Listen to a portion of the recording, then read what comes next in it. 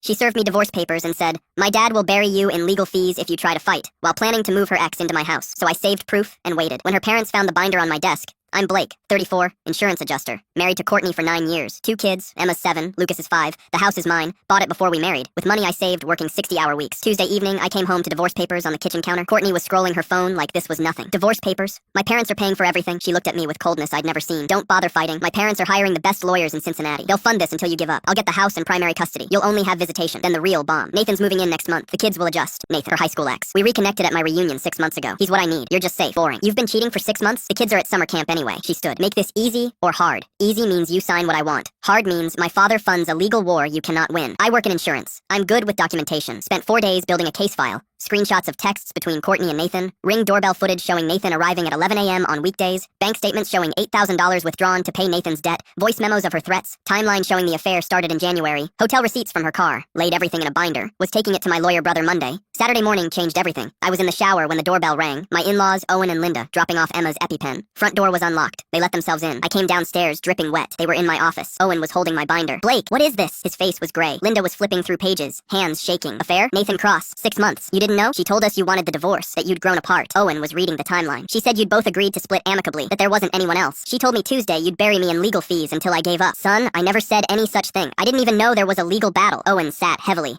"I'm not funding her lawyers. I'm not helping her take your house. This house is yours. Those kids need stability. Linda and I are not enabling this." Monday, Owen called Courtney to the house. Family meeting. She walked in, smiling. "What's so urgent? Are you having an affair?" Owen asked. Her face changed. "You told them?" "They found my evidence binder Saturday." Owen pulled out his phone. 6 months of proof. Nathan's car at this house. Bank statement showing you withdrew $8,000 for his debt. Text messages planning your future. "You're spying on me?" "Ohio's one-party consent," Linda said. "And you lied to us." "We read the texts, Courtney." Linda's voice was ice. "You told Blake we'd fund lawyers to bury him so you could take his house. The house should be mine. I've lived here 9 years. Blake bought that house before you married him," Owen said. "He was 25. Saved every penny working double shifts." Owen stepped closer. "This house stays Blake's. You want a divorce? Get your own lawyer with your own money." "You're not helping me." "We're helping what's right. Blake's been a good father, good husband, good provider. You threw that away for a guy who can't pay his own credit card bills. You're choosing him. We're choosing our grandchildren's well-being." Courtney looked at me with hatred. "I hope you're happy you did that yourself." She screamed, grabbed a picture frame, and threw it against the wall, then ran out. Owen looked at me. "Document that too." 3 weeks later, my brother Garrett filed everything. Courtney's lawyer tried negotiating until Garrett sent the evidence binder. They stopped calling. I got primary custody. Courtney gets supervised visitation every other weekend. Owen and Linda volunteered to supervise. She pays me child support since she makes more in pharma sales. House stays mine. Assets split 60 to 40 in my favor. Yesterday, Nathan texted Courtney it was too much drama and broke up with her. She called Owen asking for money. Can't afford rent and child support. He told her she's 32 with a job and hung up. Last I heard, Nathan's already dating someone new. Divorced woman who owns her own house. Guess he learned to go for the financially stable ones. Owen called last night. "Linda wants to know if we can take the kids to the zoo Saturday before Courtney's visit." "They'd love that." "Good. We'll pick them up at 9.